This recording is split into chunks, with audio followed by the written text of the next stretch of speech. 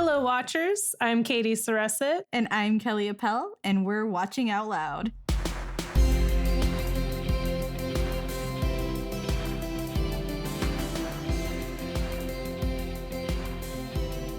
Welcome back. Most things in life, good and bad, just kind of happen to you. But you know what won't just happen to you? That you actually have to do yourself is follow us on social media. Watching Out Loud on Instagram, TikTok, Letterboxd. I think that's it. Yeah, and I'm going to be so real for y'all. I don't know what I'm doing on TikTok, but I ain't posted. TikTok's there. You know, we really need to get a... We've been saying this for... We need a since Gen we Z started lesbian. This podcast. Stat. Yeah, stat. But what was I going to say? Oh, we also do have a Gmail, watchingoutloudpod@gmail.com, which, like, weirdly we've been getting contacted on. Yeah, but by not people Rose. that are like, I know, it's weird because, like, we've gotten an email from someone that was like, hey, my client is, like, an up-and-comer CEO or something. Do you want to have her on for an interview? And I was like, we have, like, 5 listeners, and they're all friends and family. And some are people I've matched with on Hinge. And some people that Kelly has matched with on Hinge. I was like, do you really think that's the audience you want? I was like, I feel like The listens are listens, you know? Take the W's. But what would we talk about in this interview? No. What would we talk about in this interview? This is our response Nothing. to that email. Really? Girl, about what? Girl, why? Anyway, love the thought. Don't think we're your target. Mm-hmm. But anyway, Kelly, what are you watching? What am I watching? Hold on. I'm watching Shorzy. Hell yes, you are. Yes, she is. I was like, if she doesn't bring up Shorzy, she texted me about it. Yeah, watching Shorzy. I'm into the 2nd season now, officially. Mm-hmm. Wow. You know, Jared Kiso almost makes me believe in God. He's a looker. He's a looker. And you know He's a what? good-looking Even guy. with the tooth missing. Yeah, I think almost especially with the tooth Rah, missing. next question. Because you know why he got it. Yeah, no, it's a bunch of good-looking hockey players, and it's such a good show. Yeah, but yeah, it's really good. So that was, obviously a spinoff from Letterkenny. Always planned on watching it. It's just been hard because, it's like Sunny and then Peep Show. And Peep Show is like, what am I guilty? Yeah. And also because of you, I'm rewatching Fleabag because I accidentally got Amazon Prime again. You accidentally got Yeah, Prime? I just clicked too fast, Okay. And so I was like, well, if I've got Prime again, I might as well watch Fleabag. It's time to cry. It's time to sob. Yeah. I'm almost there. I've been talking about wanting to rewatch Fleabag, and I think sometime when George travels and it's just me, when he's gone like on a weekend, I'll probably rewatch the whole thing in like 2 days and then just cry and be depressed on my own time. It's really incredible how much he puts into such a short episode too, because the episodes aren't even 30 minutes long, but there's still so much going on. Because even though it's a rewatch for me, I still pause because I'm like, I need to know everything that's going on. But I just watched the episode where Martin tries to kiss Fleabag, and then he's like, "You're such an asshole," and walks away. He is just the worst. I love her sister though so fucking much. Yeah, it's good. I love her. What about you? What are you watching? Well, last weekend, in our timeline of recording, the new season of Shorzy dropped. So I watched the entire new season in one day. You know what? Hell yeah. Hell yeah, fuck yeah. It was 6 like 25 to 30 minute episodes, so it's nothing. But so I watched that, and then of course watching the new season of White Lotus has been... Oh, have you started? You said you were going to start watching it this weekend. I'm going to try to watch it today. Depends on how sleepy I am. I'm very excited to hear your thoughts. Yeah, I will be podcasting for you. Thank you. Please live text to me what your thoughts are. But yeah, it's a good season so far. It's got my like chest tight in certain ways that I'm just like, oh, what's happening? Parker Posey's in this season, right? Yeah, oh, God, which is why I'm Parker getting Posey. so much Best in Show content on Love my her. Instagram now. She's hella funny. That Best in Show is such a fantastic film. Yeah, Jane Lynch is so great in that movie. Yeah, between Jane Lynch and Parker Posey, I think they're my two favorites. And honestly, Jennifer Coolidge. Like, yeah, for sure. Lest we forget, too. She's like when she's talking about her old ass boyfriend, and she's like Catherine O'Hara. Yeah. Oh too. Yeah. She's hella good she's too. so good. Such a good cast. Yeah. It's an unbeatable cast. Yeah. So we should do an episode on Best in Show. Yeah. Oh yeah. Absolutely. Yeah. Absolutely. But anywho, what are we watching today? Yeah. What about the cast of Cocktail? What about the cast of Cocktail? So. Wow. This was my I said I wanted to do an episode on Cocktail because for context, I watched it accidentally for the first time when I was 18, and I was like, oh, this is one of the best movies I've ever seen. It's so bad. I love it so much. And then I never saw it again. But I think about it and I talk about it a fucking lot. You're all like, this bitch living rent free up in here. And it is, them dancing behind the bar is just like what's going on when my brain's trying to figure things out. That was the gayest thing I've ever seen. It's so gay. And not to be homophobic, fat folks, but that shit was fruity.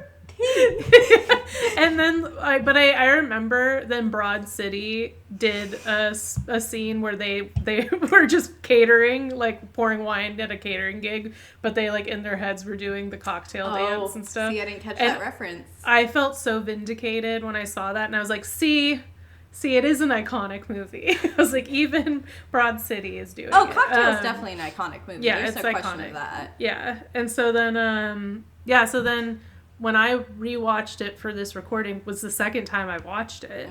I said to George before, I was just like, I'm really worried that I like have it in my head as like this great terrible movie that I love so much, and that it's like not gonna live up to my memories of it. Exceeded them.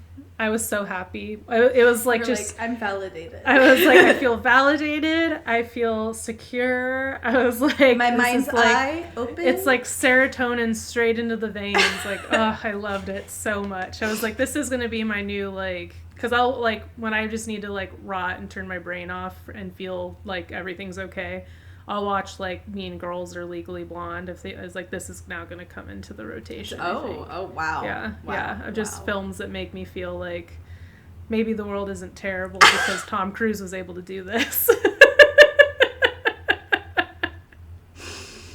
Hot take. That is a take. Now, what's your take? Yeah. I mean, I have extreme bias because I cannot stand Tommy Girl Cruise. Oh, yeah. I cannot stand his ass. He is so obnoxious with his little lady boots. Scientology poster girl. He is the worst. Yeah. I hate Tom Cruise. Absolutely. No, he is. Hate his face, too. I thought this movie, I didn't understand what the fuck the point of this movie was. I hated Tom's character, Brian, right? Yeah. Brian Flanagan. I didn't like Doug. Thought Doug was the biggest piece of shit on earth. Oh yeah, 1,000%. Some of the stuff he said. The way him and Jordan fell in love is insane. To say the least. The thing is that like in the 12 years since I watched it, I was starting to feel like maybe I imagined that like the Cocktail dancing behind the bar and that Cocktail in Jamaica were the same movie. Right, that's fair. Because it literally feels like two different movies. 1,000%. 1,000%. Yeah. Couldn't agree more, King. It's like, I was like convinced that I was like, I think I made some of this shit up. Like, because it doesn't make sense. Like, it's literally but no, it happened. No, it's it happened. Real. So I don't know. I don't think I'll be tuning in again, personally. Yeah, for sure. But this is definitely like, this movie was huge. It was super popular. I don't think it doesn't have good reviews, but it smashed at the box offices. Yeah, it did commercially really well. Yeah, so critically terribly. Yeah, if you love Tommy Girl Cruise. Yeah, I mean, growing up, like we were like Mission Impossible was a thing for us in our household and shit. So we did And my parents fucking love Top Gun and Maverick. Okay. That's a boomer thing. Yeah, Boomers for sure. love Top Gun. Love Tom Cruise. No, they love Top Gun specifically. Yeah, because my dad loves Top Gun too. And I was just saying last night to someone about Top Gun. I was like, I gotta tell you, I don't know what the fuck was going on in that movie. And the volleyball scene was basically a gay porn. That's the thing is, like, I guess Tom Cruise sued some magazine that started the speculation about his sexuality after Top Gun. So, well, maybe don't star in a gay porn. That's just my opinion. I read. Oh, this isn't the fun facts. I'll hold off. Okay, we'll hold off. But anyway, but we're just about there. But yeah, I think as far as like theories as to what this movie, like why this movie exists, my theory was that the movie Wall Street came out in 1987, so the year before. Okay. Which is all about like making millions in New York City and blah blah blah. And then this is kind of like you have this guy that Tom Cruise and Charlie Sheen do share some like physical similarities, like dark-haired, boring-looking white man. And so I think that it's like, you know, this guy goes to New York City and he's like, I'm gonna make millions, but he's finding all the hardships and shit. And then he's like, hey, maybe being a working class guy is the way to go. And it's like, it's almost like an antithesis to Wall Street. Is my theory, my possible working theory of the why this movie exists. Did they do this successfully and all that sort of shit? Depends on who you ask. Art, you know, is for the viewer. It's subjective. And it is Depends subjective. on who you ask. Let's roll into these fun facts, boo. Yeah. So, obviously starring Tom Cruise, who began acting in the early 80s. One of his first movies was The Outsiders. First notable movies was The Outsiders, in which he was the ugliest member of the Greasers. Yeah, he looked fucked up in that movie because his teeth. Hands down. His teeth. Hideous. They're still bad, but his teeth were bad. Yeah, it was jarring. Psychotic. He had his breakout role in Risky Business in 1983, which was then followed by Top Gun in 1986, which is the same year that he became a devout Scientologist. So I said, very interesting. His career really took off. Very interesting. Very interesting, Mr. Cruise. So he followed it up in 1988 with Rain Man and The Woman of the Hour, Cocktail, that same year. Cocktail is directed by Roger Donaldson, who directed a bunch of other movies that I've never heard of and don't really care to know.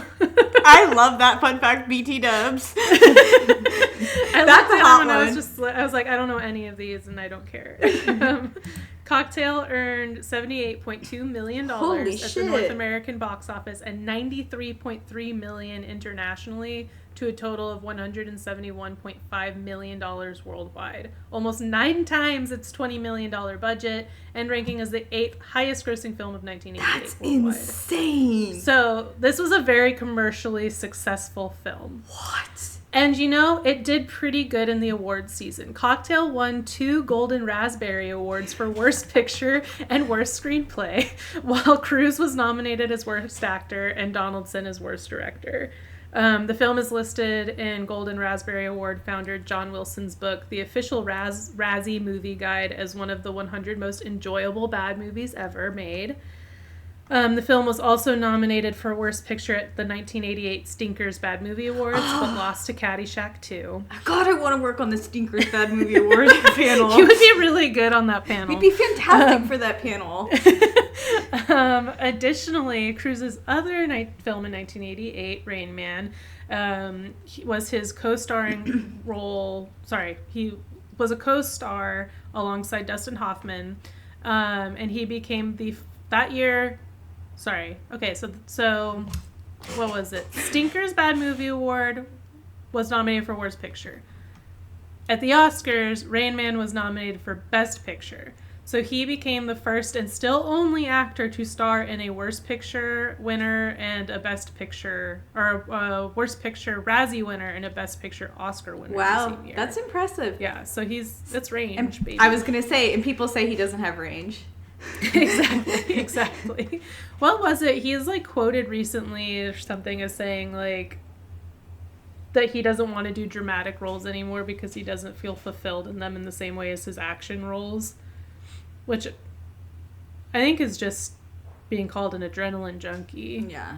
Yeah, because he clearly gets off, because he does his own stunts. He does his own stunts. He do be doing them. Because, like, every old boomer man is like, Tom Cruise does his own stunts, you know? And it's like, I don't If you have if you have a white dad, you know Tom Cruise does his own stunts.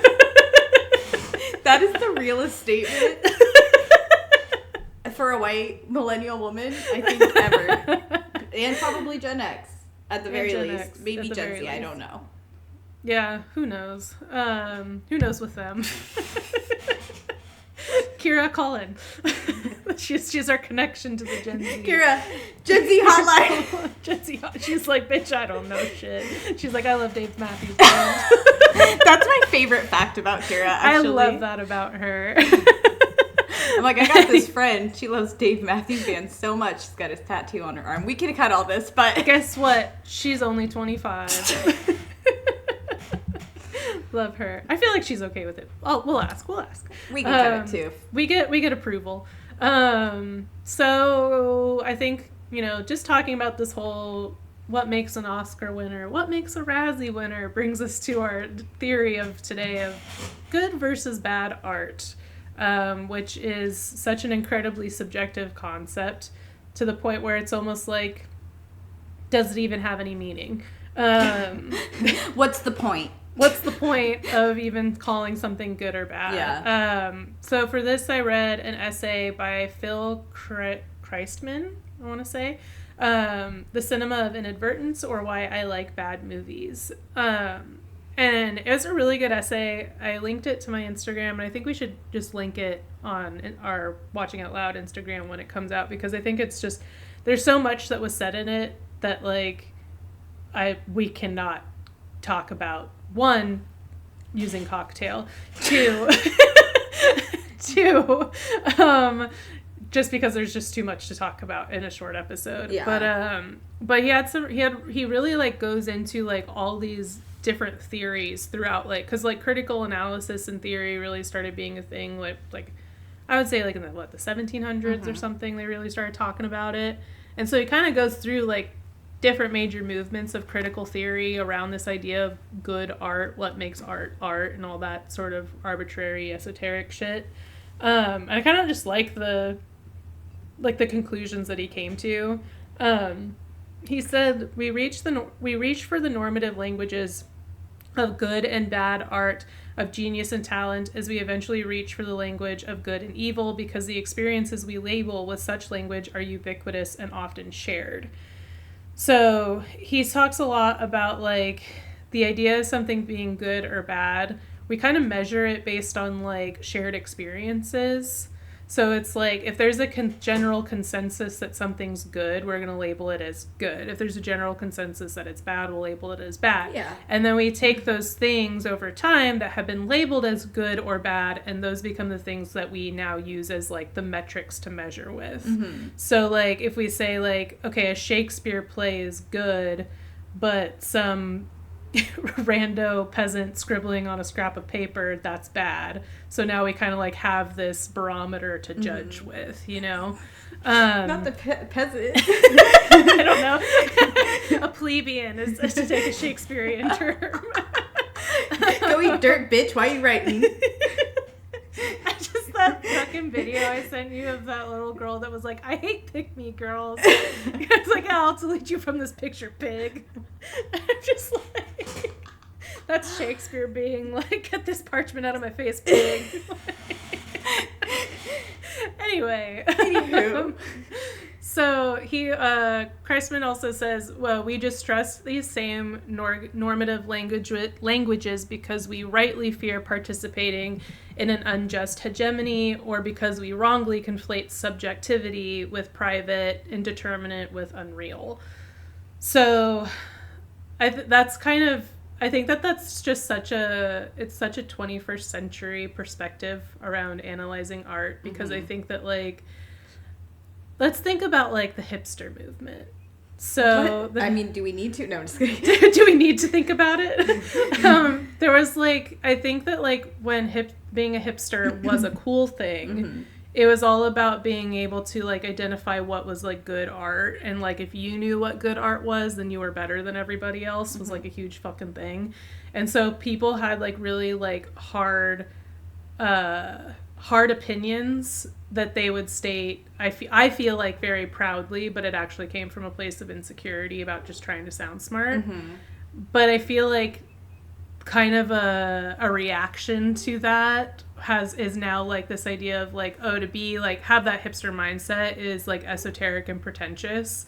So to act like you really know what good art is now, like, kind of an elitist thing. Mm-hmm. To do, and it is a privileged and elitist thing because it means that you were able to, like, study art and analyze it and take the time to do all those things. So to be a part of the conversation of deciding what is good versus what is bad is to be kind of like, let's get Marxist with it, a part of the proletariat.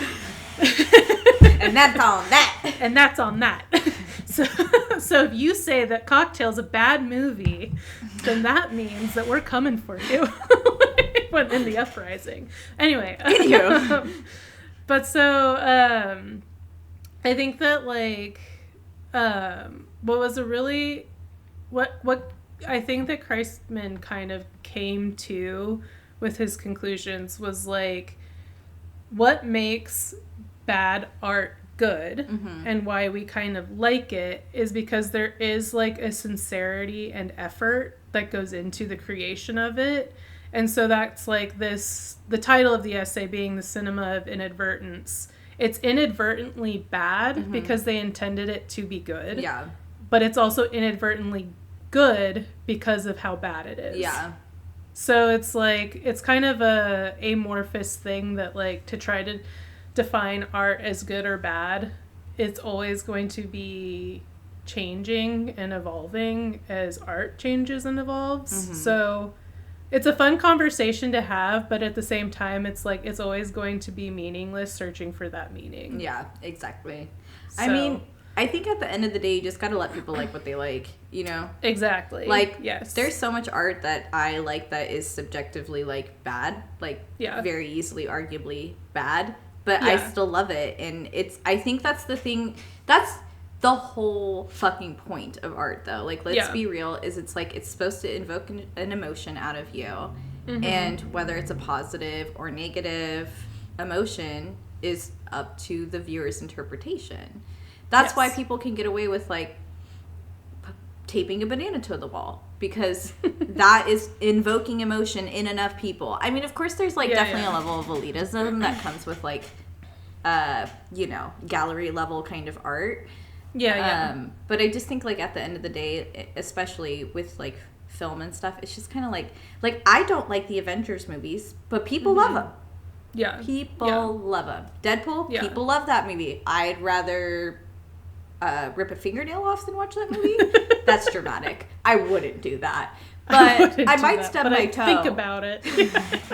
I'd stub my toe over it. That's I tell fair, you what. That's fair. Yeah. So it is kind of funny to think about. It's just kind of like so much of what is subjectively, like, good is just kind of like the mass opinion. Because, like... Yeah, exactly. It's and that's where the whole idea of, like, the hegemony, the cultural hegemony, is the one that kind of decides what is good versus what is bad. That's because we all just share one brain.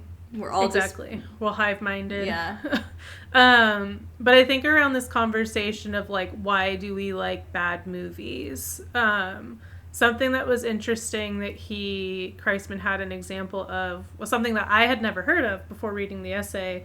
So there is a documentary about this that I am going to try to find. But it's about this group of friends that they started when they were teenagers and they finished it when they were, like, in their 40s. Mm-hmm. They made a shot-for-shot remake of Raiders of the Lost Ark. Mm-hmm. That they just, like, started when they were teenagers in, like, one of their mom's basements and shit. And then they, you know, life happened, so they never finished it. And then they, like, I think in their 40s, a documentary started being made about them doing that. And so through the documentary, they finished it. Mm-hmm. And he's pointed out something that was like so great about it was that like one of the guys almost lost his job because of trying to take time off to finish the movie. So he's like, the absolute like insanity and like how stupid it is to do something so sincerely and to like watch that is like, that's why we enjoy it. Yeah. So it's like, even though the thing that's being made is like technically bad, it's that enjoyment over like seeing people so sincerely commit to something. It's like, that's a lot of the times where this like enjoyment in bad things comes from. So you think of even like other articles I read use The Room as like a major example of like the absolute sincerity that went into making that movie is like palpable, even though the movie itself is like so technically terrible. Hi, Mark. Oh, hi, Mark. And so, absolutely. So it's like that whole thing about like we don't like, it's not as enjoyable to watch things that are intended to be bad. Yes. But things that are like done sincerely that, you know, are messed up. It has heart. You need that integrity. Exactly. Yeah. And I think, and to shout out another podcast that is definitely doing this work constantly is the podcast, How Did This Get Made? With, was it Paul Scheer, June Diane, and, oh my God, Jason Mantzoukas, like, you know, famous comedians, so they're obviously doing better than us and don't need a little shout out from our they totally need a podcast. Little podcast. But they, if you want more about why do we like bad movies, that's pretty much what their whole podcast is about. Yeah, totally. All right, well, let's talk about why I like why Katie likes cocktail. So our star, Brian Flanagan, is just discharged from the army or whatever branch of service he's in. I saw someone wrote, like, he most certainly was in the reserves because we weren't fighting any major wars at this time. When I watched it with George, he said the amount of times that I would bring up that I'm a veteran anytime someone gave me shit for something. So it's like, whenever he was in class getting harassed, he'd be like, I'm a veteran. Some people would be so offended by that. It's crazy. Crazy. So he's like discharged and he's like dick swinging and he's like, I'm going to go to New York and make my first million. That's like his whole thing, his first million. It's the 80s and it's New York and he's a white man, so of course. I love it too when he's talking to his uncle about it, like how he wants to make his first million, and his uncle's like, if you want to have fun, go to the beach. Like, what the fuck kind of weird ass statement was that? I don't know. I just thought that was hilarious. I just needed to bring foreshadow, Kelly. Oh. That's cinema, man. I know, but it was just a funny statement. No, I know. Silly. So then he goes to New York and he's like, everyone's like, you don't have an education. This is the 80s. You need an associate's degree before you can get a job. Minimum. Being a white man won't cut it anymore. Not no mo. So he's like, no one's willing to give him a job, and then he kind of stumbles into this bar, and then he becomes a bartender in an effort to generate some income while he goes to school, so he can become businessman. Yeah, but he's not going to get trapped as a bartender, right? No. Lord, no. Not with that annoying-ass Australian man? Yeah, he's Australian, the actor. Doug Coughlin. So Doug ends up taking Brian under his wing, and what is something like he says, oh, I have to pull up this quote because it was so gross. Sorry, it's in my notes. Hold it. Pause. I should have moved this over. He says, Brian says something like it's like his first shift and all the servers are getting all irritated with him and he's like, everyone hates me. And Doug says, wait until you give them crabs, then they'll really hate you. Yeah. So I obviously loved this character. Not. Stupid not. In the Borat. Not. It's just too long of a pause. Love it. So anyway, they become a little duo. They start doing Coyote Ugly-esque things. It's called flair bartending. I call it Coyote Ugly. I call it flaming bartending. I do too. The boys are out. No. Should I cut that? The boys are out tonight. The boys are out tonight. Tell me that wasn't them. No, absolutely. The bar, even in the first bar that they worked in together, literally that scene looked like Patty's. I wonder if that was inspired. I know you said it was gotta improvised, but oh my god. So then, anyways, they're splitting and twirling for their customers, and then this guy's like, I need you at my bar! You're stuck! I'm jonesing for you to be in my bar. So they end up working at this new bar. It's called like Cell House or something, right? Cell Block, thank you. Yeah. And like during this transitionary period, Doug like confides to Brian his dreams of opening a franchise of bars or something, right? Yeah, and then, like an Applebee's of bars. Yeah, that's exactly what I thought of. Yeah. I was like, why would you need franchise bars in malls? This is so Are there 80s. Franchised bars? Yeah, like sports bars. Like sports bars. But those are usually like restaurant bars. Like University of Beer, I'm pretty sure is a But it's franchise. Like, that's just like in Sacramento, isn't it? I don't know. I don't know. There's more. There's multiple. Hold. Pause.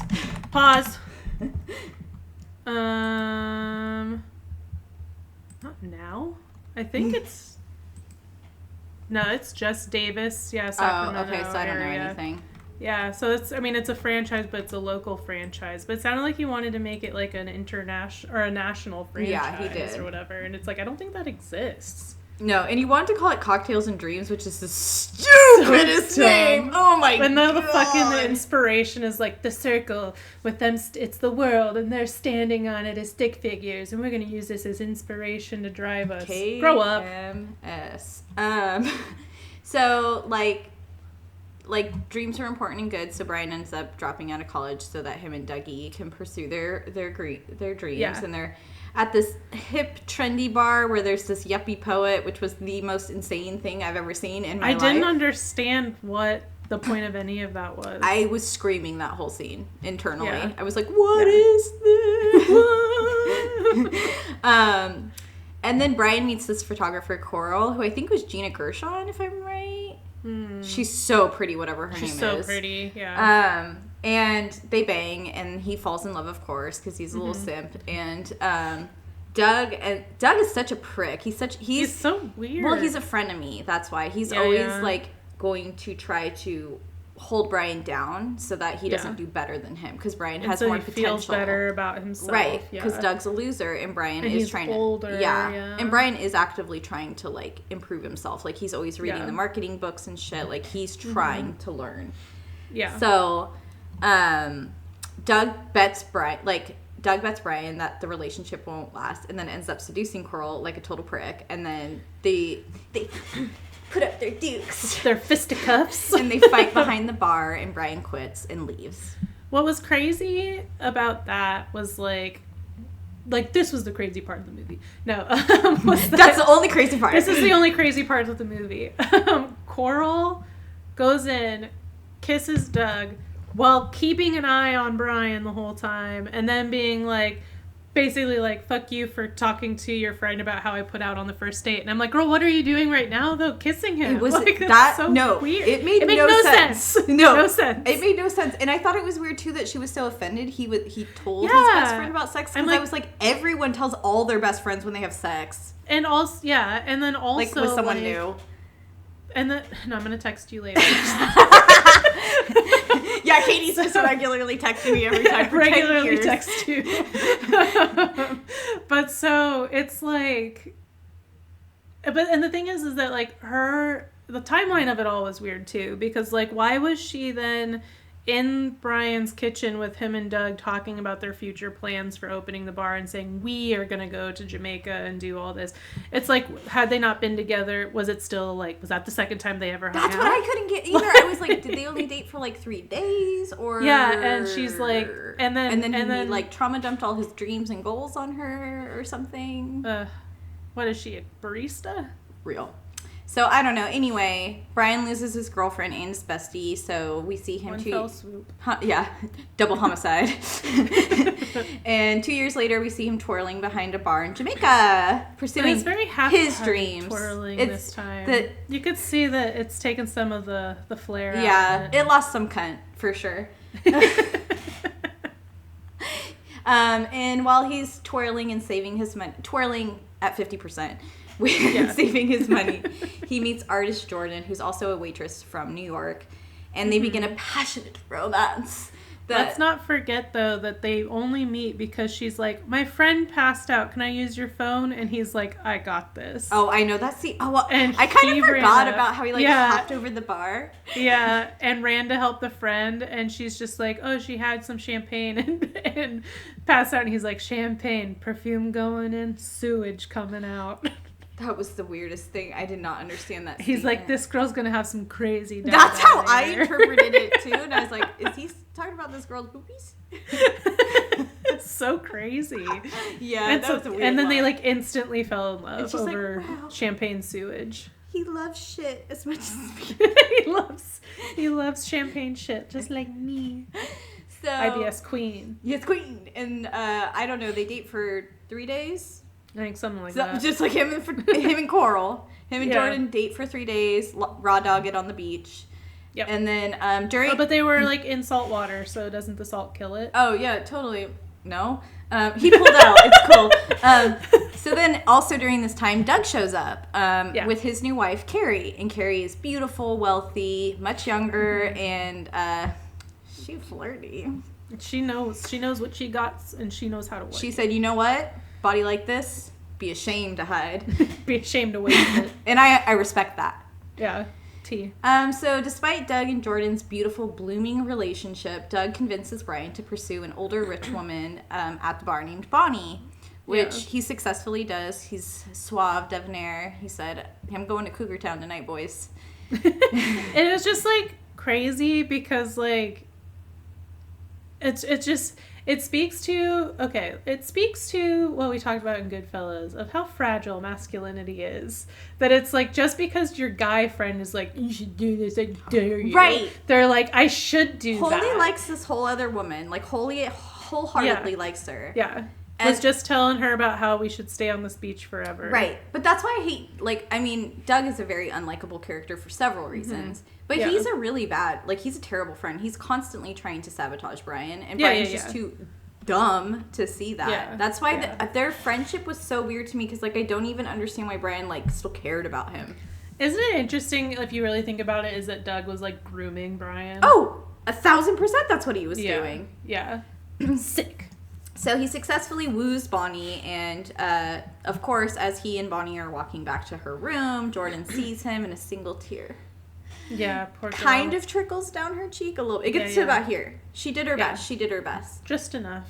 That's all he deserved was one tear. She said, no more tears. Yeah. The next morning, Brian immediately regrets banging Bonnie and goes to find Jordan to apologize to her. And finds out that she immediately went back to NYC after seeing Brian with Bonnie last night. Which, a little bit of an overreaction. A little dramatic for a guy you met 3 days ago and fucked on the beach, but go off, girl boss. While attending, so then, Brian ends up kind of just going back to New York with Bonnie because he's like, I'll be a sugar baby. I don't sound so bad. Well, she also said that she'd help him with his business ventures, get him a job, all this stuff. Yeah, well, sugar baby. Yeah. Yeah, reel him in. He's like, no, I'm going to get a job. And she's like, sure, right. Right. He's like, I'm not just a sugar baby, but he's absolutely. Yeah, it's a sugar baby. And he don't like it. When she wakes him up because she's doing, was it aerobics in the room, and he's like, every morning. I was like, it's her house. Literally, you're just freeloading there, you bum. Yeah, get her carrot juice and shut the fuck up. Man slave. Get to work, butt boy. He should have thought about that before cheating on Jordan to go be with an older woman just because she had money. Exactly. All right? You know what? Fuck around, find out. And he was a whiny sugar baby. He had it good.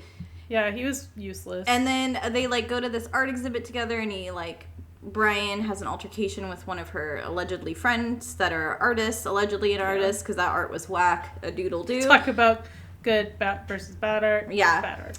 They duke it out, too, because Brian loves throwing fists, and this leads to their ultimate breakup, which was inevitable. He was, white wine drunk, which is... That's true. That's particularly violent for a white man. he can't handle his booze. That's some sugar baby shit. So after Brian and Bonnie breakups, he's like, I gotta get my girly back. So he goes and harasses Jordan at her work, and she's like, bitch, get the fuck out of here, and pours shit all over him, which was like kind of like, that scene was so weird too, because that couple that was like, she like wouldn't help them. 80s customer service, wow, inspirational. I wish I could have treated people like that. I'll be with you in a minute. I'm over here pouring shit on this guy. I'm busy. But like they end up hanging out anyway, which I like kind of didn't understand. Is because he like made her giggle because he was pretending to be a homeless blind man. That's right. That's right. I had that in my notes. I was like, he was pretending to be a homeless blind man, and she's like, okay. It's like, you so silly, goofy. Yeah. Come on. Okay. PC culture gone wrong. No, I'm just kidding. And then like during this, they're at Jordan's place, and we come to find out Jordan, she got knocked up. Yeah, she let him hit it raw, and mistakes were made. Do that. Mistakes were made. But it was the 80s. It was the 80s, and this is what we did. It was the 80s. Yeah. And so she's like, get out of my life, though. I got this. And he's like, no. And then, so he goes back to her, and then he finds out, oh my God, Jordan's actually rich. She's at her parents' house in Park Avenue. Oh my God.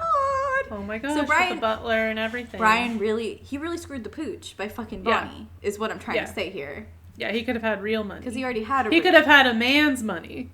A man's money in 1988. That was a white man's money. She could have had a white man's money, a white-haired, dark man's money in 1988. He really done fucked up. He went for 1988 white woman money, and we know. He went for Sigourney Weaver's money, not Gordon Becker's money. Chump. We should do Working Girl. I fucking love that movie. I've never seen it, so yeah, we should. You've never seen Working Girl? Let's do that. You'll like that one. So Harrison Ford and Sigourney Weaver. Harrison Ford. He's a love interest. Bust out my vibrator. Was it Melanie Griffin is the main girl? Sigourney Weaver's like the bad character. Is that before she got work done? When she was still cute, Melanie Griffin. Yeah, that was before she got work done. And is Alec Baldwin in it? Ooh, he was handsome. If he was. It was his heyday. It was his heyday, I tell you what. And he was playing like just like some Joe Schmo on the other side, like in Brooklyn kind of thing. So yeah, hate him. Add it to the list. Add it to the list. So Jordan's father Richard tries to pay off Brian basically to fuck the fuck off, and he's like, "Nah, I love her." For $10,000. He wouldn't have to be a daddy. I guess, but it's like, I'd be like, give me more money, give me $1 million. At least pay me off with something good here. Yeah, at least give me, like, this is all she's worth? That's true. So, like, Brian kind of fucks off because he doesn't know what to do, and then him and Doug are hanging out on Doug's yacht, and while they're hanging out at this party, Doug confesses to Brian that business ain't going so good. He should have read He should have read a book. He should have read a book. Become literate and read a book. And he's like, things aren't well, my dude, and I can't let Carrie find out. I'm sad, my guy. I'm bummed, brother. I got the big sad, dude. Johnny to me every morning on Instagram. I got the big sads, my guy. I got the big sad. So Brian ends up taking Carrie home because, like, why? Because she wanted to go home. She said it like 5 times. She's like, Doug, I want to go home. Yeah, which was fair. And she wanted to fuck Brian. Let's be real. Yeah, she wanted to fuck Brian. And she like comes on to him, and he's like, "No, you're my friend's. You're my friend's question mark wife. My friend's old lady." Yeah. God. Fucking hate, man. God, I know. And she's like, "What am I supposed to do? Sleep with one man for the rest of my life?" And you're like, T. And I was like, "Yes, girl. I know." He's like, you know what? Carrie's the hero of this movie. I actually did like Carrie. I don't think she did anything wrong. No, she was getting used by Doug for her money. Yeah, and if she wants to dress like that, why not? She had a banging ass body. Yeah, she did. So anyway, gorgeous. Carrie gets rejected by Brian, and then Brian goes back to go check on Doug, and Dougie. That was. First of all, to slit your own throat with a bottle? Trigger warning, suicide. Slit your own throat. I like how you did it after too. You already said it. Just to get it in there, you know. Just pepper it in. Cover our bases. Covering my ass. That's a crazy way to kill yourself. Oh, it was ballistic. It was. I did so much blood. I saw him killing himself. Like I saw that come in. I didn't see it like that. Yeah, that felt Like, I don't think he'd have the overdose. balls to do something like that. No, too much of a, like, too He was crushing pills in his drinks throughout the film. That's what I thought was going to kill him. Yeah, why didn't he just overdose? They were like, we need it gorier. We need it more dramatic. We need it to be drama. And then when Brian finds it, he's like, help me! Somebody help me! It's like, brother, he toast. And no one's here. And help you what? Help you with what? Help you with what, my dude? He dead. What are you going to try to do? Scoop the blood back in? He's like back in there scraping off the table. Fuck. So, Brian, after the untimely demise of Doug, is like so sad. Yeah, he's big sad. Big sad. So now no, he's got the big sads. And he's like, I gotta get Jordan and my baby back in my life. He's like, this is the 80s. I gotta do a shotgun wedding for sure. For sure. It's the only way. He can't have bastards. No. Not in God's country. And with like how much Jordan is showing, it's been less than 2 months probably. Oh, for sure. That all of this is happening. That's why I will never get over the way they fell in love. Because it's like, yeah, he comes back to her house to try to win her back yet again. Yeah. The dad's like, get out of here. And then she's like, Daddy, I love him. Literally, a Daddy, I love him moment. And then they're like, okay, we're going to go. And the dad's like, you're out of the will. And then that's that. What I loved is that the dad was like, you'll get nothing. And Brian's like, I don't want anything. And I'm like, bitch, he's not talking to you. Yeah, he was talking to his daughter, bitch. Like, God, not everything's about you. And then anyway Brian successfully opens Cocktails and Dreams and does some dumbass poetry. And then Jordan goes, I'm having twins, PT dubs. Yeah, I bet it could still surprise you. And then everything's good because it was the 80s and things were good. And then probably in 4 years they got a divorce. Yeah. Yeah. The end. Because it was the 80s. Because it was the 80s and they got married. It was the 80s for the kid. and then it was the 90s. It was the best of times and then it was the worst of times. And then it was the 90s. So yeah, that is Cocktail. That's Cocktail. And it's a great movie. Art is in the eye of the beholder. It's a terribly good movie. It makes no sense. I just wish I understood what the point of the movie was. Like, I understand the point was him... At the end, the point was for him to open the bar. Yeah, for him to, like, realize that his dream isn't to make money. It's to, like, live this, like, fulfilling life that makes him happy. Which is opening a bar called... Cocktails and Dreams. I almost said Circle and Dreams. You know what? We all got our own goals, baby, and that's okay. Yeah, we all got our own cross to bear. But, I mean, yeah, if you like bad movies, it's a great movie to watch. Yeah, it's definitely bad, that's for sure. It'll give you... And yeah, sorry, go ahead. It's great, like, classic nostalgia, New York 80s. It is very... And then it's got the great cheese of... being on the beach. So many unnecessary... The romance montages with the crazy whack-ass music. I love it. Oh my God. I live for it. That's my shit. But then, like, Kokomo by the Beach Boys was the single for this film. And so that was song. Really, like, that was a big fucking deal at the time. Beach Boys featuring John Stamos on the bongos. I didn't know that. Yeah, that's a fucking John fun Stamos in Kokomo. That should have been a fun fact. I was saving that little Yeah, you did. Yeah, you did, baby. You didn't want to give it all up at front. I didn't want to give it all away. I gotta keep my secrets, keep things interesting. Well, is there anything else we can say about this movie and its fantastic montages, its horribleness of Doug, the lack of a plot? Tom Cruise's hair changed so much in this movie. It kept getting, like, bigger and fluffier, and then suddenly was short. Bigger and fluffier, suddenly short. By the end, he had a little bit of a mullet. So it's like, how did his hair change that much? I wonder how long it took to film this movie. I know. It took, like, 6 years. Yeah. Because they were really putting everything they could into it. They were putting their tips into it.